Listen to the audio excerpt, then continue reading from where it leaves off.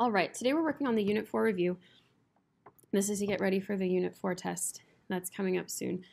The Unit 4 covers your notes from sections 8.1. That's when it starts, and it goes through 10.2. So those are the notes that you want to have out today while you're working on the review. There's going to be a couple questions on this today that you're going to want to make sure you have a calculator for, graphing calculator, so make sure you have access to one of those as well. Question number 1, it says to determine if the data set is categorical or quantitative. So you're going to want to look back at your notes and review the definitions for those two words. Categorical data can be grouped or expressed in categories. So the shortcut way that we remember that is that categorical is usually data that's counted by words or expressed by words. And then quantitative data kind of looks like the word quantity. And so usually, though not all the time, that's data that's going to be measured or expressed using numbers. So in the first example A, if you're talking about different dog breeds, boxers, labs, pit bulls, and poodles are all examples of types of dogs. So they're grouping dogs into categories, and so that's how you would decide that this one is categorical. On the next one, it says you're talking about how deep a pool is, and so it says the pool could be 4 feet deep, 8 feet deep, or 12 feet deep. These are all being expressed in numbers, and that's how you would decide that this data is quantitative. And then for the last part, if you're talking about different holidays in the United States, and you talk about Halloween, Thanksgiving, you're breaking the holidays up into categories, and so this would be categorical.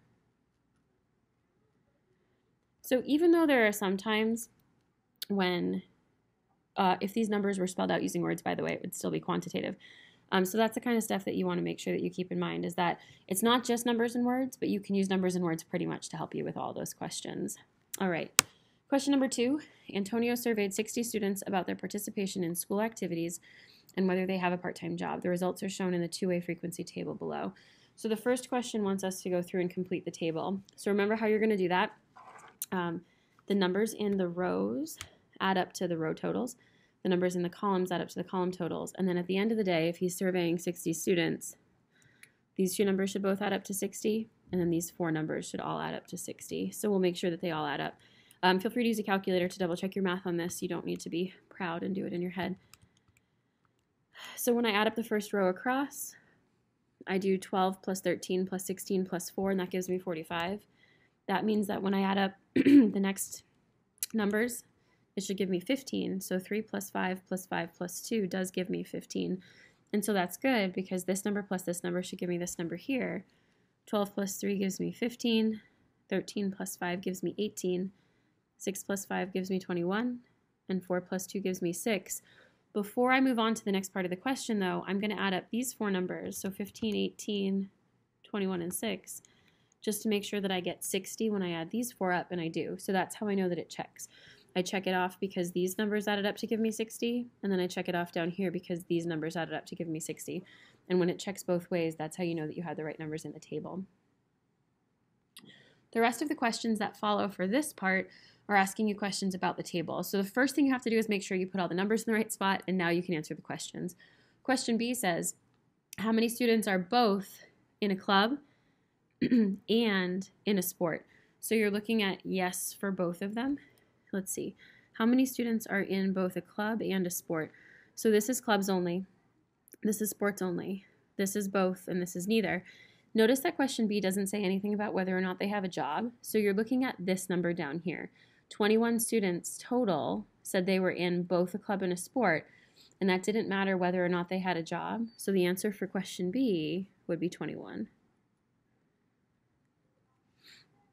Question C says how many students have a part-time job. So they said yes to having a job. This question isn't talking about whether they do activities, so you go all the way to the end, and so that would give you 45 students as the answer for that question. It's not talking about two things at once, it's just talking about the one thing, and so you're looking on the edges of the table to answer those questions. D says, are there more students in clubs only or sports only? And then they want to know how many more. And so to answer that question, there's 15 students that are in clubs only, and there's 18 students that are in sports only. Clubs only or sports only. So there would be more students in sports only. And then it says how many more.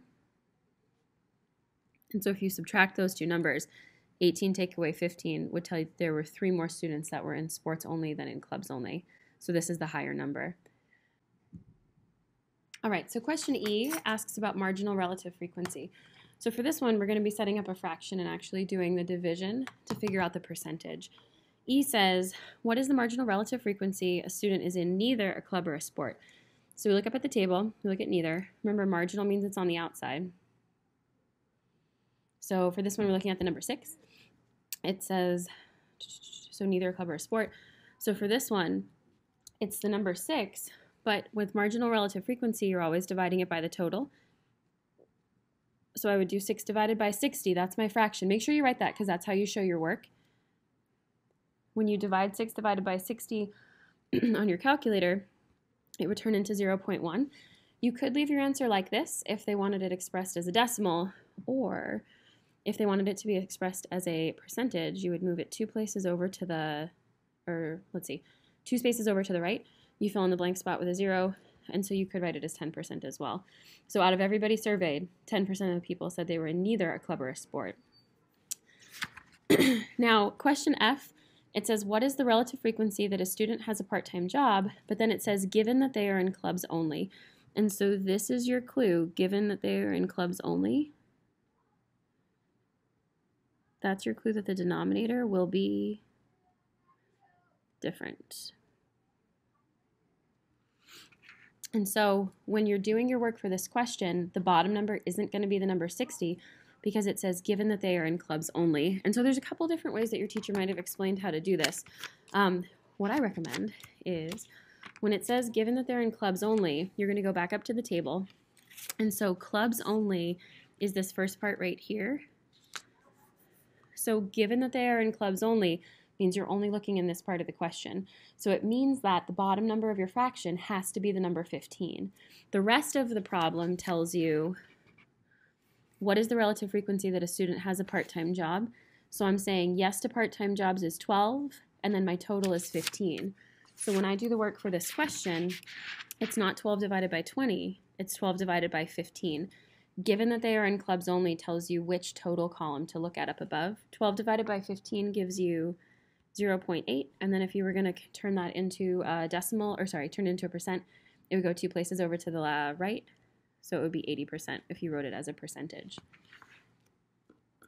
Question 3 says 40 students in an English class. Make sure that when you're reading the directions to that question, you see where they typed the word 40 here. So that means that the total is going to be the number 40, and so that lets you fill in that number on your table. 40 students in a class were surveyed about which non-English language they could speak. And so for this class, there were only 3 choices. It says complete the table.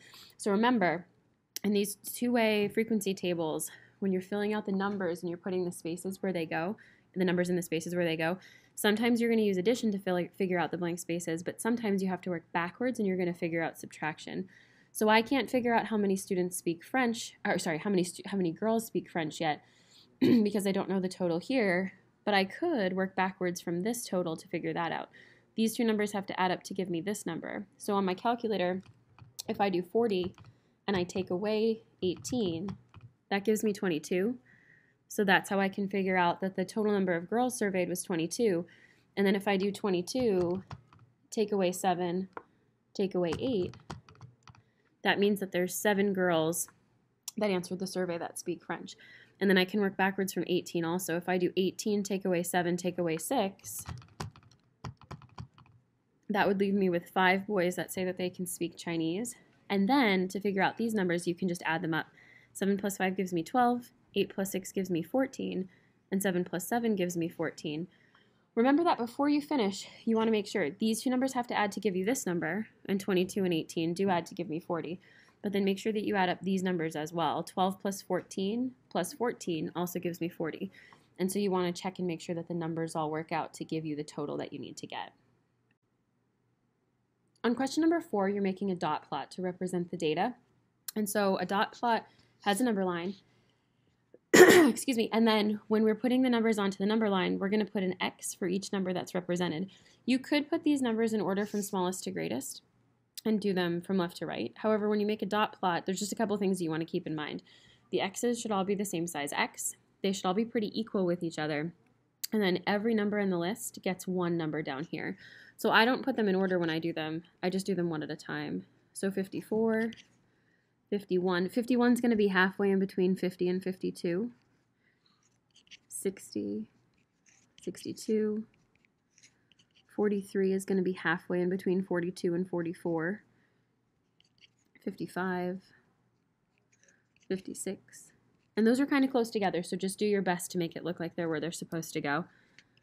If your X's are a little bit smaller, it might be easier for you. 61, 52, 69, 64, 46.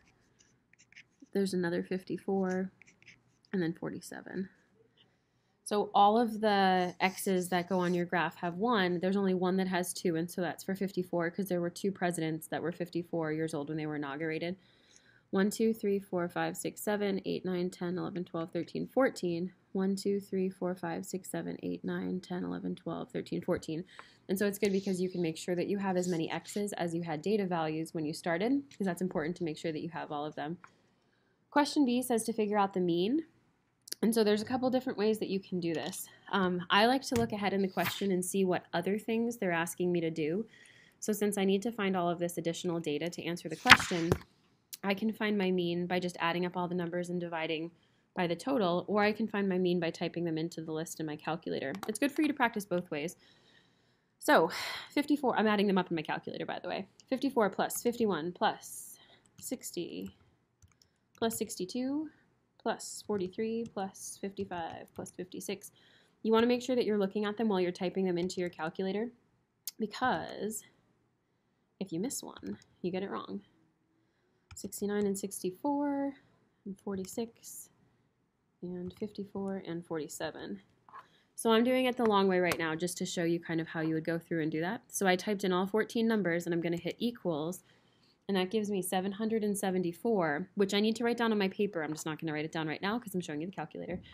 And then you divide it by, oops, I hit clear, 774, and then you divide it by the total number of numbers that were in the list. And so you would divide that by the number 14, because there's 14 numbers in the list, and then that would give you your answer. I didn't mean to hit clear on my calculator, but it's okay that I did. It says find the mean age of the presidents. You're not just going to write this answer, you're going to show the number that you added them up to and the number that you divided them by. So 774 divided by 14 would equal approximately, it doesn't say what to round to, so we'll just round it to 1 decimal place. So it would be 55.285, so the 8 would make the 2 round up to a 3, so it would be about 55.3 years would be your answer for that question. Question C asks you to decide if it looks like it's skewed left, if it's symmetric or skewed right. So you find where the middle is. So the middle of the data looks like it's right around here. And then if you look at the way that it's distributed, it doesn't really feel like it's being pulled to the left or pulled to the right. So we would say that it looks approximately symmetric.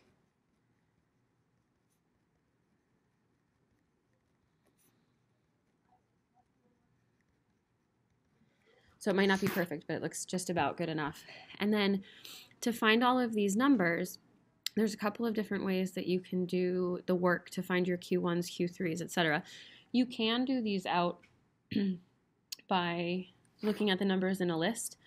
Like I can look at my dot plot and figure out that my minimum value or my smallest number was the number 43. And then I can also look ahead and figure out that my maximum value was the number 69. I could use the dot plot that I created up here to find my median, my Q1 and my Q3 as well. Remember that your median is the one in the middle. So if I start counting on the outside, I take away 1, I take away 1, I take away 1, I take away 1, I take away 1, I take away 1, and so I'm left over with a 54 and a 55. So those two that are next to each other right there are the two that are left over. So to find the median, to find the middle, I would have to add up 54 and 55 and divide it by 2. And so halfway in between 54 and 55 would be 54.5, and you could check that by typing that into your calculator. Once I find the middle, so the middle was in between this number and this number, that would mean there were 7 on the left and there were 7 on the right. Then I can find my Q1 and my Q3 just by looking at the different halves of the data. So if I covered these ones up, these are my upper half of my data. So to find my Q3, I would count 1, 2, 3, 1, 2, 3. And so this one right here that's in between 60 and 62, that's 61, that would give me my Q3.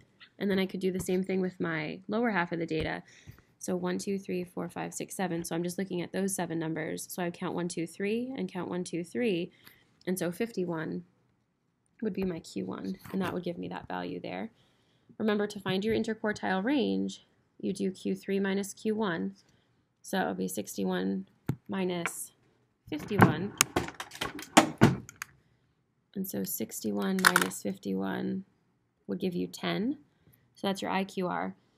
To find your range, you do your max minus your min. So that would be 69 minus 43, which would give me 26.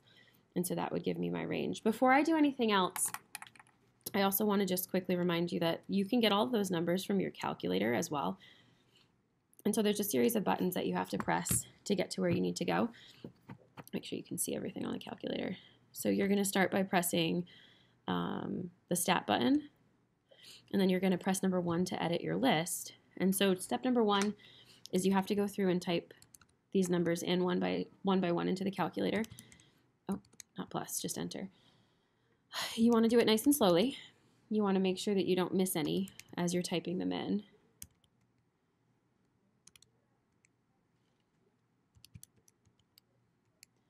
And then you want to, as you type them in, you want to be looking at them to make sure that you're not accidentally hitting any buttons that are wrong buttons.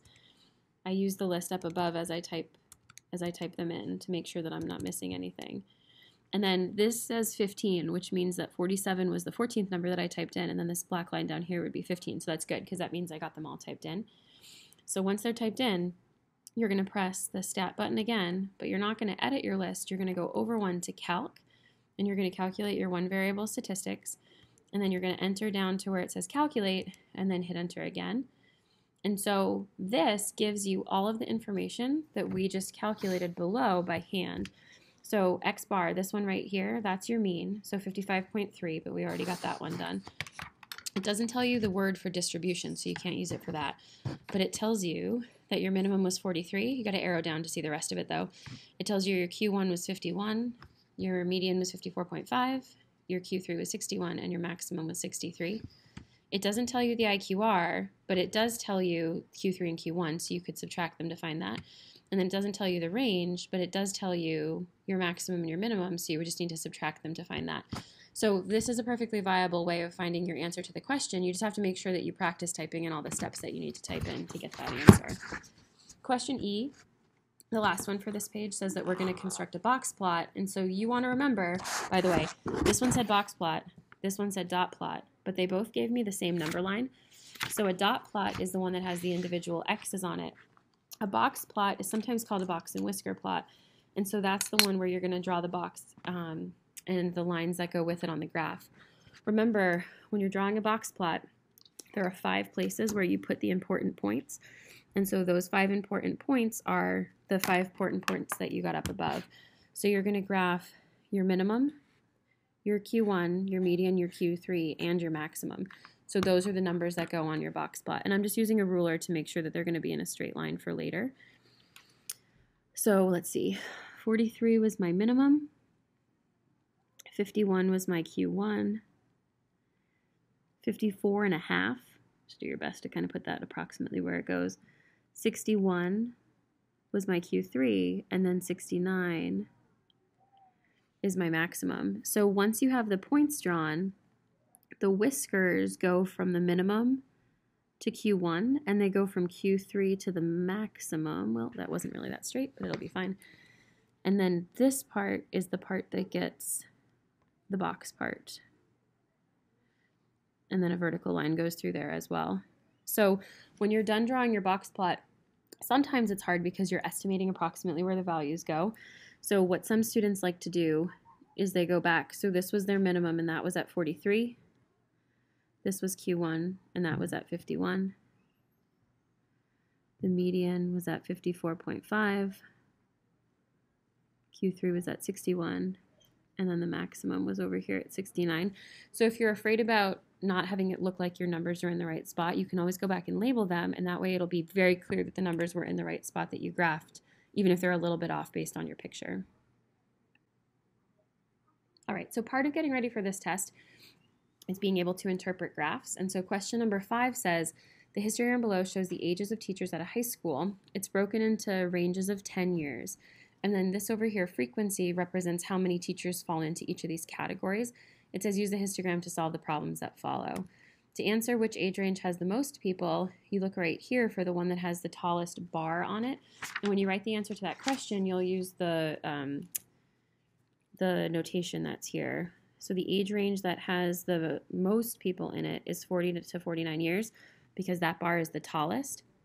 The one that has the least people is 60 to 69 years, and you know that because that's the shortest bar. Question C says, how many teachers are between 30 to 39 years? Remember, with a histogram, the height of the bar tells you how many teachers are there. So this one has 20, this one has 25, this one has 30, this one has 15, and this one has 10. And again, those are all approximate because they didn't tell us how many teachers were being surveyed in general. So from 30 to 39 years, there are 25 teachers that are that age. What is the approximate total of the number of teachers? Notice how it says approximate because nobody told us that this was exactly at 20. Maybe that's at 19. To figure out the approximate total, though, you're just going to add up those numbers. So 20 plus 25 plus 30 plus 15 plus 10. And if you go ahead and add up these 5 numbers in your calculator, the answer is 100. So there's approximately 100 teachers that were surveyed in this particular example of school. Question E, it says a student claims that the distribution is roughly symmetric. Do you agree? Why or why not? Now, if it was symmetric, the left and right would be exactly the same. But if you look at it, it looks like it's more piled up over here on the left-hand side, and then it kind of drops off a little bit to the right. The first half of the data have higher values, and the second half of the data have low values. So it is not approximately symmetric. So you would say no, that you don't agree. It is skewed right. And remember, when you talk about which way it's skewed means pulled. So it looks like these kind of are all piled up, and then it drops off to the right and it's pulled down to the right. So that's what skewed right means. The first half have higher values and the second half have lower values.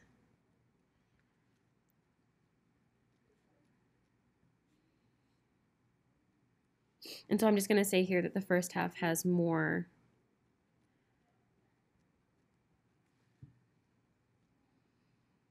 than the second half does. So there's higher values on the left than there are on the right, and that's what it means when it says that it's skewed to the right. Question C, it says to circle if the correlation coefficient is strong, moderate, or weak, and if it's positive or negative. So you can answer the positive or negative question just by looking at the number. This is positive because it's 0.4 is a positive number. This is positive because 0.82 is positive. This is negative because it has a negative sign. So when you're deciding whether it's positive or negative, you're just looking at the sign of the number. So positive numbers have positive correlations and negative numbers have negative correlations. When you answer the other part of the question, this kind of varies. Your teacher might have given you an actual cutoff point of what makes something be strong or weak. Usually if it's above, if it's closer to the number 1, we say that it's strong, and if it's further away from the number 1, then we say that it's weak. We actually didn't define the word moderate in our notes at all. There's one of these that would be considered moderate, but it's just good to kind of get a feeling for them. If it's less than a half, it would be weak. 0.82, you could circle moderate or weak, and your teacher should accept both of those. It's a little, moderate or strong, because it's close to the number 1, but it's not exactly equal to the number 1. It's kind of closer to 0.75. So truthfully, either of these that you circle, your teacher should accept as correct because we didn't go over a ton of that in the notes. This one's definitely a strong negative because it's really close to being the number -1. This one is also strong negative because it's really close to being the number -1. This one would be weak negative because it's negative, but 0.19 is a lot closer to the number 0 than it is to the number 1. And then again, for F, you could argue that it's strong to moderate. I think moderate would be the better answer for this one, but technically your teacher should accept both of those answers. It's more strong than it is weak, but it's kind of getting into that weird middle ground. Question 7, it says explain why the correlation coefficient R cannot equal 4. Correlation coefficients are showing you how closely the data are related to each other. So correlation coefficients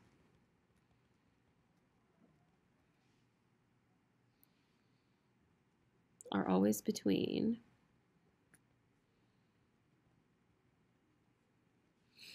+1 and -1. So it can't be the number 4 because it only ranges between +1 and -1. So that's the smallest that it can be, and that's the biggest that it can be. And so it can't be +4 because that's outside of that range. Question number 8 asks us to decide what correlation coefficient best matches the data. And so there's a couple things you want to think about when you're doing this question. If you were going to draw a line that went through this data, that doesn't necessarily mean it's the best line, it's just the line that I drew. The line would be going up. So you know for sure it can't be A, you know for sure it can't be B, because those two lines would be going down. If it had a slope, if it was not correlated at all, it could be, the correlation coefficient could be 0. So it's not going to be 0 as well. This doesn't mean that the slope is 0.5, and this doesn't mean that the slope is 0.98. It's talking about how close are those points to the line. So when you look at the line, and if you say, yeah, those points do a pretty good job going along the line, like a couple of them are perfect, a couple of them are just a little bit up or down, that's how you're going to decide that the answer would be E, 0.98, because these points are almost perfectly correlated to that line. It's like an almost perfect line that goes through them. If it was going to be 1/2, there would be some extra points that were kind of up above and some extra points that were kind of down below. It would still look like it was going up, but it just wouldn't be as snug of a fit to this line. This line in yellow does a really good job of estimating this graph. If it was going to be weak positive, like a 0.5 correlation coefficient would be, they would still kind of look like they were going up. They just wouldn't look like they were doing as good of a job of going up. Question number 9 is the last question on the review, and it has several steps. This is a calculator-based question because you're finding an equation of a line of best fit for the data set. So step 1 is to take your graphing calculator, and you're going to turn on diagnostics. And so there's a couple different ways to do this. I know I need to turn on diagnostics because later it asks me to talk about, it's actually in question D, it asks me to talk about a correlation coefficient, so I know I'm going to need to be able to find an R value. So to turn on diagnostics, I press second, and then I come down here to the bottom and press the catalog menu, and then I just hold it down. Might not be the most efficient way of getting there, but it doesn't take that long. So you want to go down to where it says D for diagnostics, and then you want to pick diagnostic on. There it is. And so put the arrow next to that and then hit enter, and then hit enter a second time. And so that makes sure that it's on. You want to make sure that you do this to start the test, and then make sure that once you do it to start the test, you don't reset your calculators, and then you won't have to redo it again. So once diagnostics are turned on, you can then press stat and go to edit for your lists. And then to save time today, I went ahead and pre-typed these in. This would be a good place to pause the video so that you can follow along on your calculator and get them typed in as well. You want to make sure that you're very careful typing in all the numbers in the right spaces. You want to make sure they line up with each other. There should be the same number in list 1 as there is in L2. So you're typing these into your L1 and you're typing these into your L2. So go on ahead and make sure that you get all of those typed in, and then when you're ready, you can continue with the next step. This says use a graphing calculator to find a line of best fit for this data set. What is the equation for this best fit line? So once you have all of the numbers typed into your L1 and L2, you're going to press the stat button again, and you're going to go over to calc, but this time you're not going to pick option 1 for your one variable statistics. You're going to go down to number 4, and you're going to hit enter. So you're typing in linear regression in the format of AX plus B. And then you're going to either arrow down or enter down this list, get to calculate, and then you'll hit enter for calculate. And so this gives you all of the important numbers for your list. Your A is your slope, your B is your y-intercept, because that's the format that the line gives you right here. And so to write this, a little bit of a shine, to write this as an equation, I'm going to write y equals, it doesn't say what to round to, so let's just round it to 2 decimal places. So 0.69x plus, and then it doesn't say what to round it to, so we'll just round the y-intercept to 2 numbers too, so 39.11. So this would be the equation of the line of best fit for the data. Question B says to find and interpret the meaning of the slope. So the slope was negative 0.69, and what that means is for every 1 degrees north change in latitude,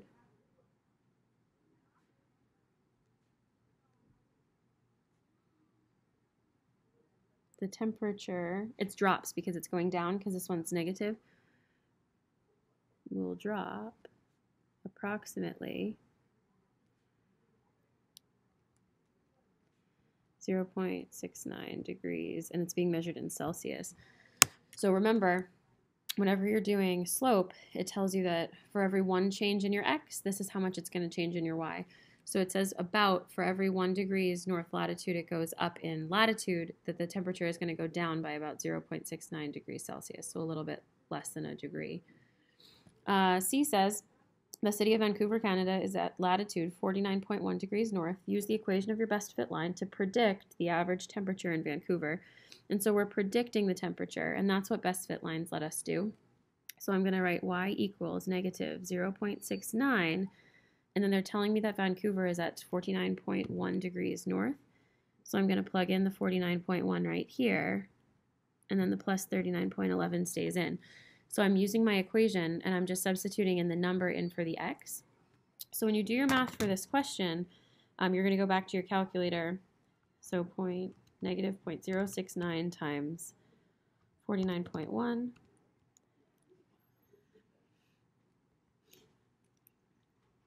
And then I'm going to add to that. So I'll show you in a second how I'm typing it into my calculator. 49.1 plus 39.11. So I just typed this into this part on my calculator view right here, and then I'll hit the enter button. And it doesn't tell me how many degrees to round to. I get approximately, or I get exactly 5.231, and it doesn't say what to round it to, so let's round it to the nearest tenth. So it would be approximately 5.2 degrees Celsius in Vancouver at that time. Question D doesn't tell you exactly what it wants you to do. And so that's what's tricky about this one, is you kind of have to read between the lines. It says the actual average temperature of Vancouver Peak is 5 degrees Celsius. How might you account for the difference in predicted and actual values? And so to answer that question, the best way to write an answer for that question is to remember that the equation for the line of best fit, this equation that you made up here, is only helping you estimate your answer to the question. So if you go back to where you did your linear regression on your calculator, it says not r squared. Remember, you're looking at the r value. So it's negative 0.947. If we were going to round that to the nearest 2 decimal places, it would be negative 0.95. So this correlation coefficient is strong and negative, but notice that it's not a perfect -1. It has a strong negative correlation,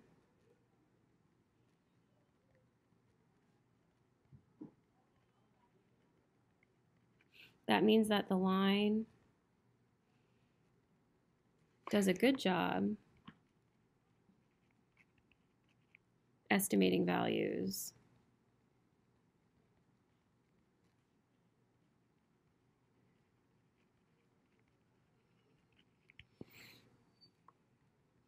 It is pretty close to the actual number.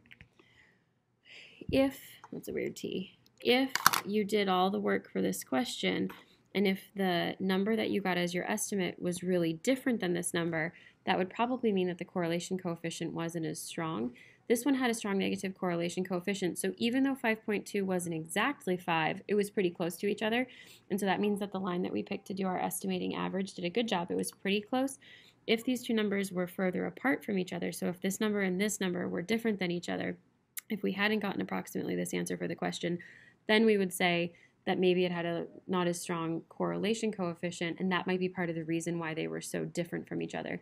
So using your correlation coefficient, which again you get when you do your linear regression in your calculator, using this number here can help explain any kind of a difference that exists between this number and this number.